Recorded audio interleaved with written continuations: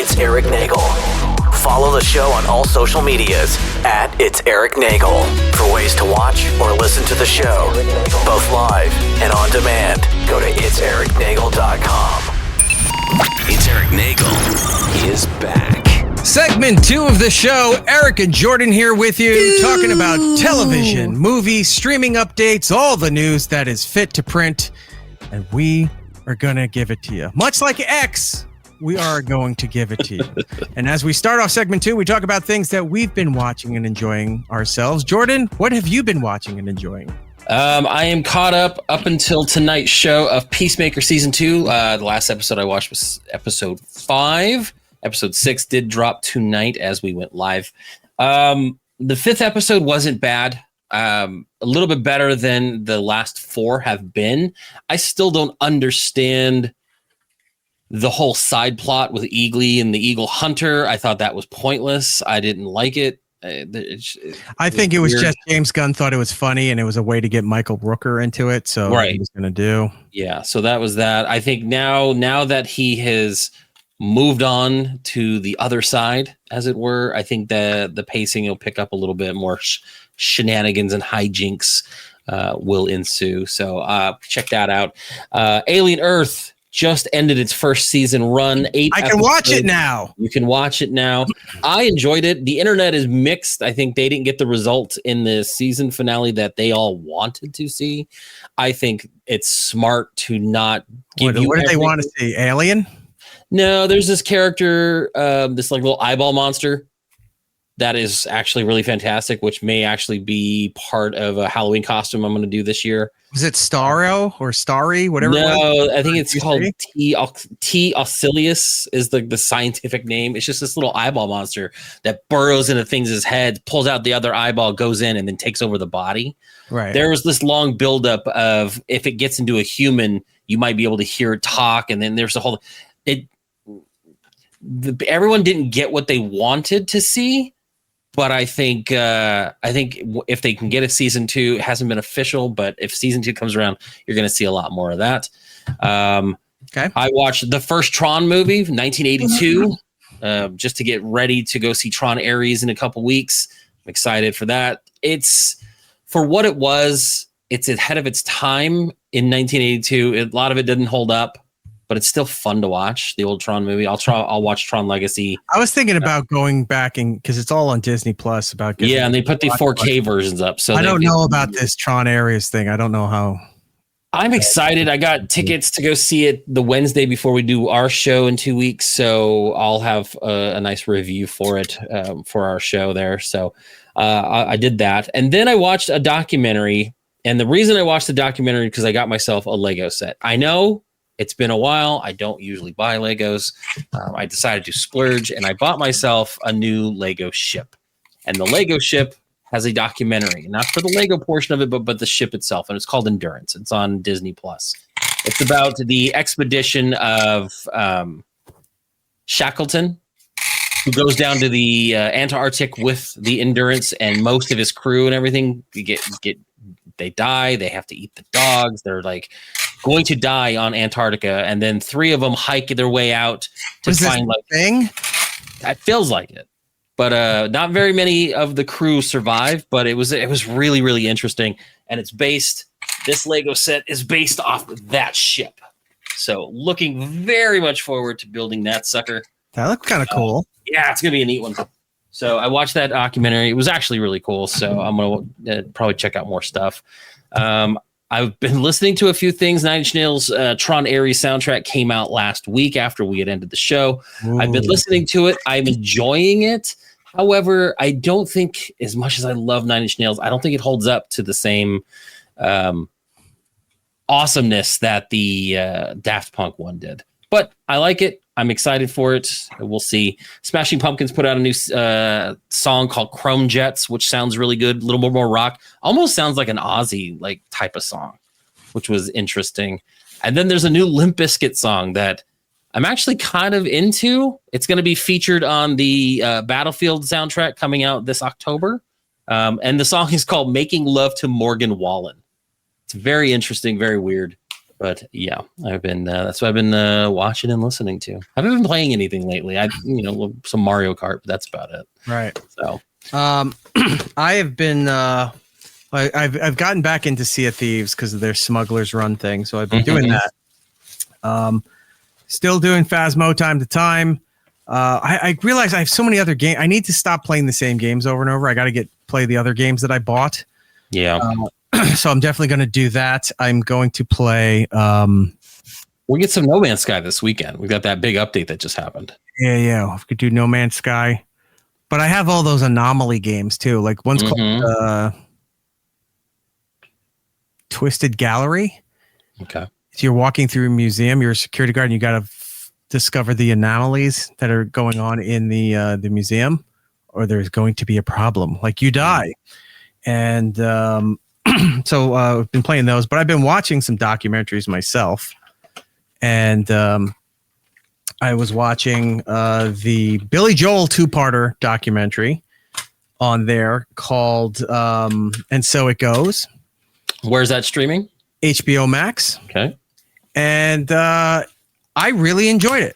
I'm a big Billy Joel fan, especially growing up on Long Island, as one are. Mm-hmm. And I'm going to be recommending this to a lot of people. Not that I'm sure people haven't seen it yet, but the Billy Joel thing is fantastic. It's 2-parters, and I think each part is like 2.5 hours. Wow. And it's produced, executive producer is Tom Hanks. Okay. I know you and I talked about it with Rob last night, both of you guys from the same area, and how prevalent Billy Joel was to that area. And you actually, like, hearing you guys talk about it and the way, growing up, it was just such a staple having him, be a part of everything. It actually sold me on watching this. So I'm going to try and check this out this weekend. At least one part. I don't know if I can pull the full 5 hours, but yeah, I might, and at least half of it. Over in the other part of the studio down that room is from his the early run of his residency at Madison Square Garden. Mm-hmm. They had limited edition posters of Billy at Madison Square Garden for the date that you were at.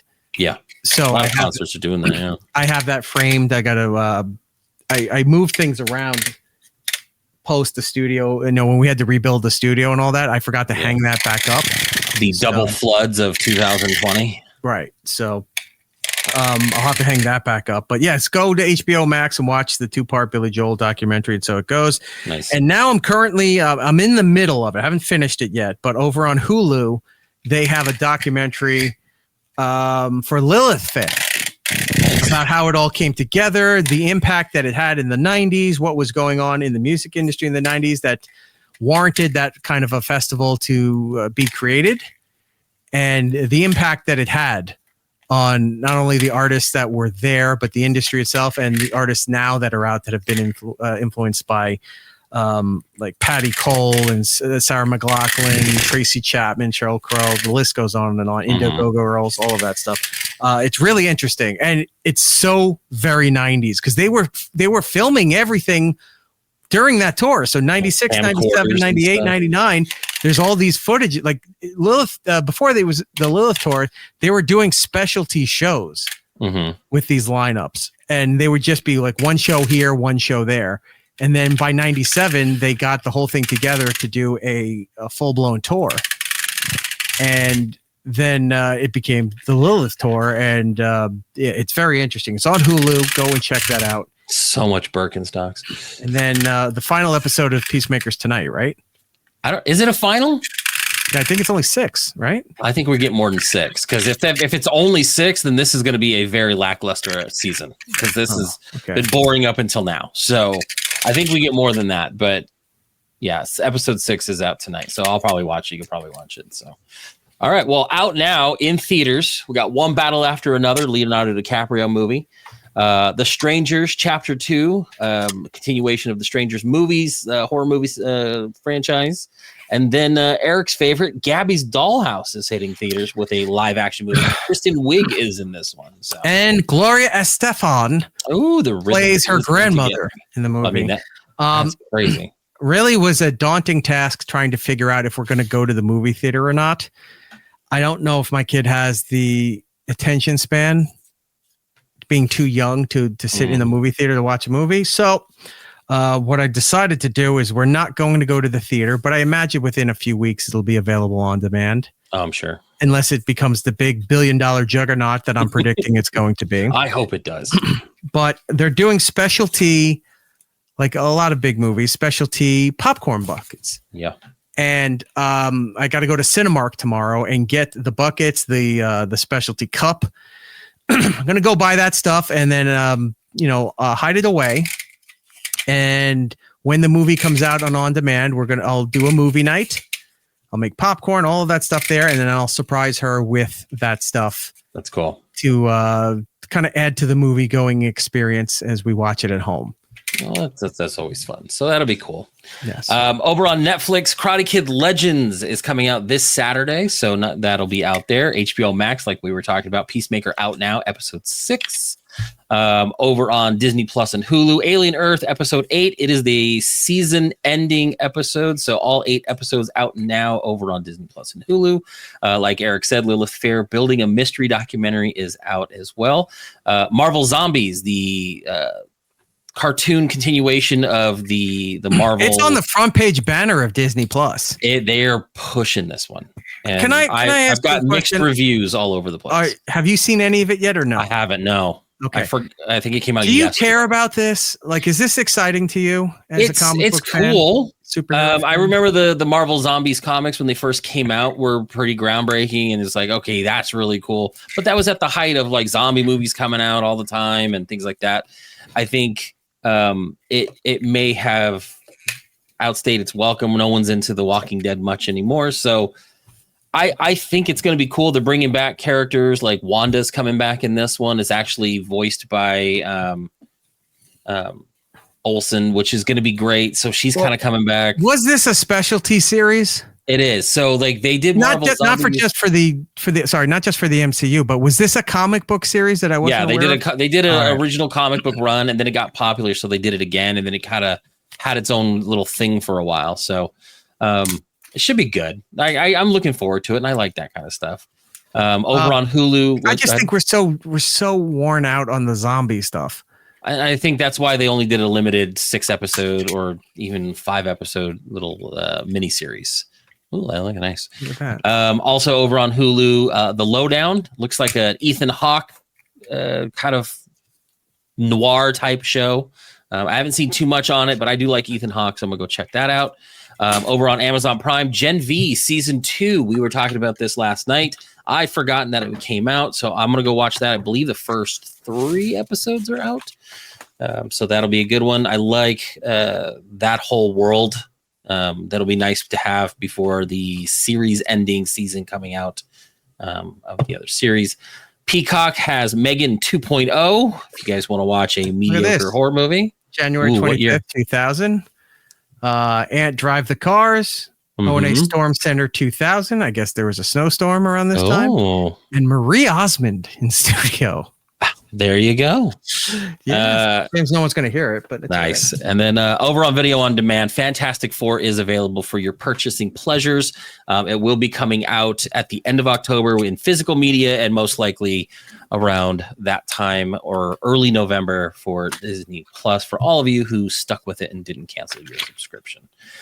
All right. So let's go ahead and move on to the news.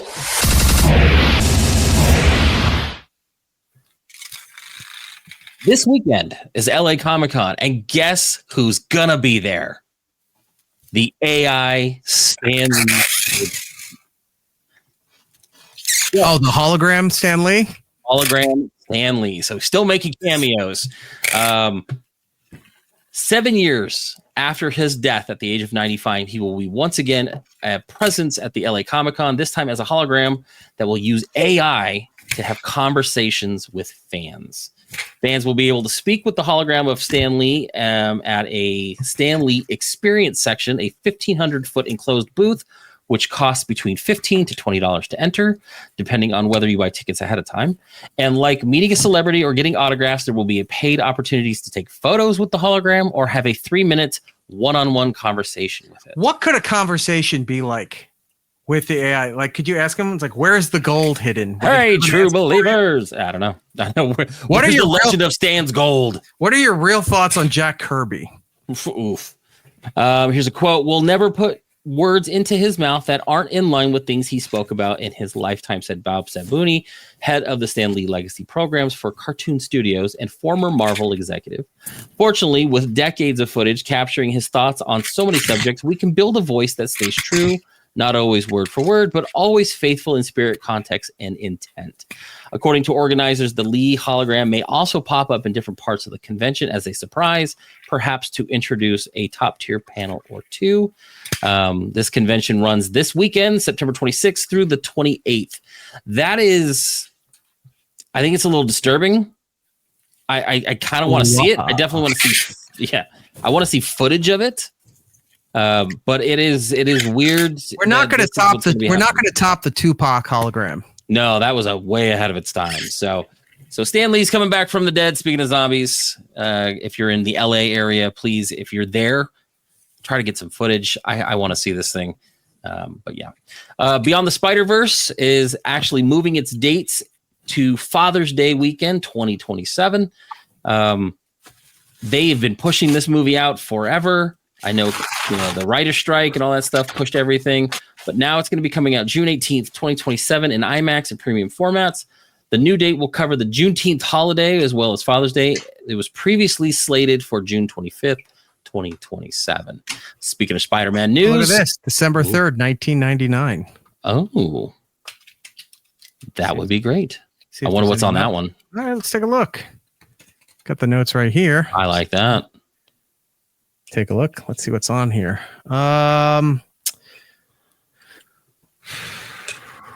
Let's see. The FU game. Ooh. Now here's the thing. Opie on Bobby Bonilla. No, Bobby Bonilla. Fox cancels action. Oh, that's the Jay Moore show. Oh right? My God. Yeah. I forgot about that show. Let's see what here. FU call. Oh, this must be a Friday show. FU calls. Caller gets canned by his father. Ant talks about, Ant gets fired.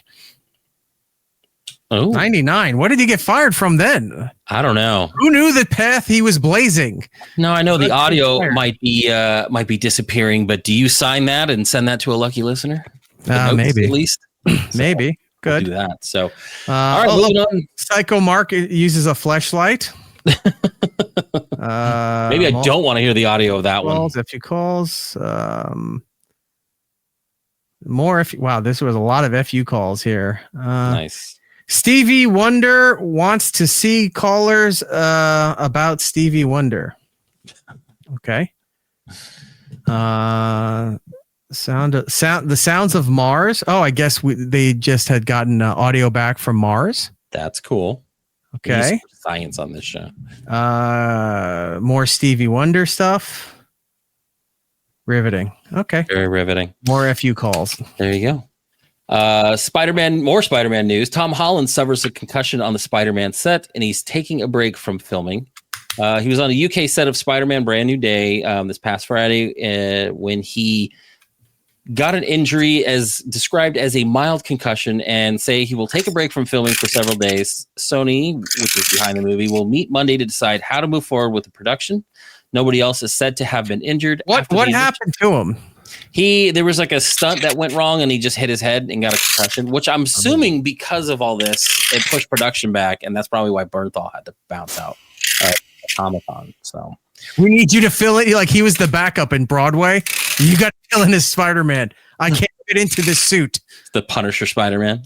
Yeah. So they're expected to return next week. The film is also critical to the future of Marvel Studios, which co-produces the movie, because it's the only Marvel thing that we're getting before December of 2026's Avengers Doomsday. So that's the next one we're going to be getting. Next week we should play all that Marvel stuff we have. We have a scene from Doomsday that got leaked. Oh yeah, that's right. We'll play that, and then we have that video about Marvel doing the background checks of the people they were hiring to be in the Marvel movies. Yep, we got a bunch of stuff. So we'll do a montage. Montage. Daredevil Born Again has been officially renewed for season 3.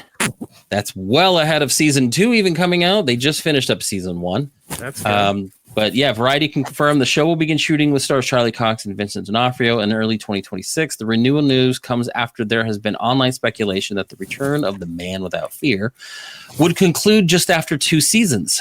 Charlie Cox made a remark at GalaxyCon panel back in July that season 2, which is due out in 2026, would be the show's final season. Fans quickly seized on the phrasing, but Cox's co-star Vincent D'Onofrio came onto social media and not long after to clarify that there is a good chance there will be a 3rd season. With official renewal, Daredevil becomes the first live-action series produced by Marvel Studios to get a 3rd season, which makes sense since with the original run when they were on Netflix actually got, I think, 3 seasons. So I think that was probably the solid bet, and I'm glad we're going to get more than what we need. You like the Muppets, right? Who doesn't? The Muppets. The Muppet Show revival is set to come to Disney Plus. Sabrina Carpenter is set to guest star. So they did a green lighting. Sabrina Carpenter? Yep. She's quite touching. Well, when you're selling Dunkin' Donuts to everybody. Disney Plus greenlit a one-off special Muppet Show event that will air. What was the Dunkin' thing? Was it fill up your S or something? Yeah, she was doing all kinds of weird stuff. I think she likes sex is what she's getting at. Little bit. So they're doing a one-off show in 2026 to coincide with the original show's 50th anniversary. In the special, the Muppets will return to the Muppet Theater to produce a variety show. Sabrina Carpenter will guest star. According to an individual with knowledge of the situation, the special could serve as a backdoor pilot that will help launch a new iteration of the iconic series. Gotta love those backdoor pilots. Backdoor pilots involve backroom casting. That's the fun part. We should post all those Muppet pictures I have. WWE. We just talked about the pricing of not WrestlePalooza, but the WrestleMania for next year in Las Vegas. This past weekend, they did their very first ESPN PLE, aptly named WrestlePalooza. We talked about it last week, how the Brock Lesnar fight with John Cena was going to be the opener of WrestlePalooza, which makes no sense to me. Yeah, they squashed him. It was like a 5-minute match, and it was done. So since this past Saturday, there's been a lot of talk about the first WWE main roster PLE to stream for ESPN's new DTC service. The reaction to the WrestlePalooza PLE hasn't been great. Fans were unhappy about several things, including how Brock Lesnar dominated John Cena in one of his farewell matches, and WWE Chief Content Officer Paul Triple H Levesque making comments. Wait, what? I think it's Levesque. What is it? Levesque? Levesque. Fuck him. Triple Lesque. Levesque. That's fair, but I want to call him that from now on. Levesque. Triple H. Making big promises of big surprises that didn't exactly happen. ESPN even called the PLE underwhelming, and now WWE officials have reacted to the news. Internally, WWE isn't happy with ESPN, the person actually holding on to this, giving the PLE a C grade. They were surprised and thought it would be a bad image for ESPN.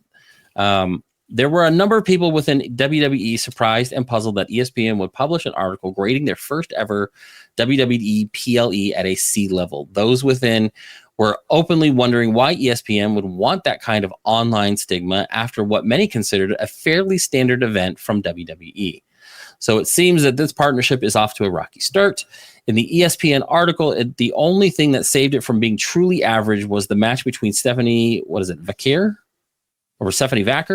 Vasquez, the Mexican luchador wrestler. She's now the women's champion. Yeah, and then Io Sky, which earned a B+. The match was to see who was going to be crowned the new women's world champion, which ended up being the Mexican wrestler chick. Every other match on the card, even AJ Lee's return match, got a C. WWE should concentrate not on the negative press, but instead on creating a better PLE with its next event, Crown Jewel, which will be held in Perth, Australia, which I think it was supposed to be in. Crown Jewel started as a Saudi Arabia. Yeah, it was going to be a Saudi show, and then they moved pay-per-view, and then this is the second time they're going back to Perth for this. Yeah, so there are 2 matches on the card: John Cena versus AJ Styles, and undisputed WWE champion Cody Rhodes is going to be fighting Seth Rollins to crown the men's Crown Jewel champion. So Not a good start for the PLEs. I know we talked about the history of WrestlePalooza. Well, it's okay. Not many people watched them because they didn't pay for the ESPN. I didn't pay for it, and I heard the feed was not caught up to itself. People couldn't get it live. It was grainy. It reminded me of the Tyson fight when we were trying to watch it on Netflix, and it was just not good. So yeah, Rick Moranis has officially ended his retirement and has joined Spaceballs 2 as they start filming. They posted a picture of the first cast reading. And he was there. He's reprising his role as Lord Dark Helmet, along Bill Pullman as Lone Star. Mel Brooks is coming back as Yogurt, which I don't know how they're going to do that. He's very, very old. Daphne Zingia is coming back as Princess Vespa, and George Weiner as Colonel Sanders. Chicken. They'll be joined by newcomers to the new movie: Josh Gad, Keke Palmer, Lewis Pullman, and Anthony Kerrigan. So they posted a video of that. I'm looking forward to it. I'm also not looking forward to it at the same time. Like, it's just weird. So let's see. I got 2 more, and then we will wrap it up. We talked about Live Nation and Ticketmaster. The FTC, the Federal Trade Commission, is suing Live Nation. The FTC won't let me be or let me be me, so let me see. They tried to turn me down on MTV, but it feels so empty without me. Well, they're also going to be suing them. So the FTC and 7 individual states sued concert and ticketing giants Live Nation and Ticketmaster last week over allegations that the company is coordinating with ticket scalpers by allowing them to skirt limitations on ticket purchases so they can resell them at major markups on the secondary market. In the 84-page suit filed in federal court in California last Thursday, the FTC and the Attorneys General of Virginia, Utah, Florida, Tennessee, Nebraska, Illinois, and Colorado alleged that Live Nation and Ticketmaster, both which operate under the parent company Live Nation Entertainment, knowingly allow and in fact even encourage brokers to use multiple Ticketmaster accounts to circumvent Ticketmaster's own security measures and access control systems so that brokers can get as many thousands of tickets for a single event, often at much higher than the original price depending on the event. So, it's like what we were talking about, how they are possibly buying up all those tickets for WrestleMania and then selling them back at a higher secondary market. It makes sense. I don't know if that's going to result in getting cheaper tickets, but yeah, they're getting sued. And last but not least, TikTok news. I know we always talk about TikTok. Well, guess what? Trump has signs an order approving TikTok U.S. deal valuing it at $14 billion, giving a non-Chinese investors 80% ownership. TikTok is finally about to become legal in the U.S. President Donald Trump signed an executive order. So is the Chinese company still owning TikTok? Not the way it used to. So who owns TikTok then? That's what we're going to get to. Okay. So 80% is going to be owned by a group of American investors. Yeah. American investors are taking it over. Trump said the young people, they really wanted this to happen. Okay, whatever. Right now, there aren't confirmed details about who the new owners are under the proposed pact, aside from Trump reiterating that Oracle and Larry Ellison, tech mogul Michael Dell, and Rupert Murdoch are among the investors. Vice President J.D. Vance, who was in attendance at the event, said the deal values TikTok US at about $14 billion. He said the investors will be announced in due time. Vance said that the fundamental thing in working out the agreement was that to ensure TikTok will remain available to Americans while putting into place protections for their personal data. Americans can use TikTok, but use it with more confidence than they had in the past. Vance said, adding, it won't be used as propaganda. When asked for comment on the vice president's statement, one host of the It's Eric Nagel show said, bullshit. Propaganda, my ass. Reps for TikTok and ByteDance did not immediately respond to a request from comment. So what's going to happen is that the ByteDance company out of China will own about 19.5% of TikTok, but will have not a majority stake. And so American investors, I don't know what that's going to mean for everybody. Our data is now going to be leaked to U.S. investors. Americans, like it should be. Right.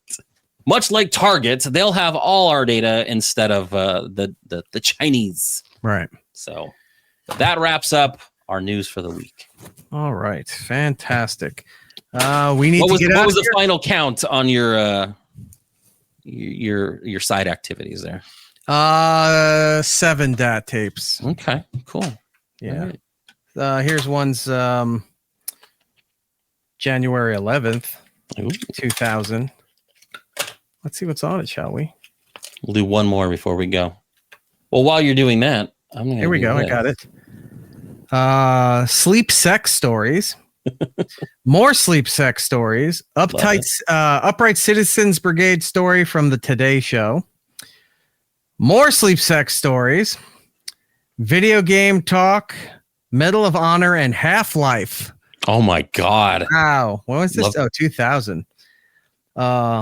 Old games compared to new video games. We're still having that discussion to this day. Some things never change. Oh, and our old staple, what did we learn at the end of the show? What did we learn? Well, I learned on today's show that I guess the Opster and I were never friends. So saving all this stuff was for naught. And apparently old video games are not like new video games. Well, you continue on. I'll go ahead and do this. If you guys want to check me out on X, Instagram, Blue Sky, YouTube, at Jinx Ronan, Twitch, Jinx Ronan 79. I'm going to be streaming some new stuff here soon. If you have an Amazon subscription, just keep doing it. Amazon subscription, and you want to use that subscription to use your free 1 month Twitch subscription, go over to Twitch at It's Eric Nagel. Use that. Help us out. Cost you nothing extra, and we'd appreciate it. All right. And for me and for the show, at It's Eric Nagel across the board on all the social medias. If you're on the iHeartRadio app, do us a kindness, put us in the #1 position on the presets. We're told it helps out the show. If you're on Apple and Spotify, any of those fine places, do us a kindness over there. Leave us a positive review. It does help out the program. If you want to join us live each and every week as we do the show, YouTube and on Twitch, those are our live rooms. You can be part of the show as we do it. Or if you can't get the audio stuff, you can't be part of the live show. Look, I get it. You have a life. Go over to our YouTube channel at any time when it's convenient to do, convenient for you. Hit a like and subscribe there, and it'll let you know when we put up shows like this, best of clips, other fun content that we are producing and putting together. I think that is it, my friend. Are we done here? This is a long show. I would need to do 40 more guys. Yeah, I think we're good. Okay, so until the next time, everybody. Be excellent to each other. We'll be seeing you. It's Eric Nagel. Our prime sponsor is now our prime suspect. Ooh, that's good. That will make a great last line for an episode. Alas, we're out of time. Follow It's Eric Nagel on social media platforms. For ways to watch and listen to the show, or join us for the live shows, head over to itsericnagel.com. Yo, and remember to tell 2 friends so they can tell 2 friends, and they can tell 2 friends, they can tell 2 friends, they can tell 2 friends. You get the idea. Keep it real, homies.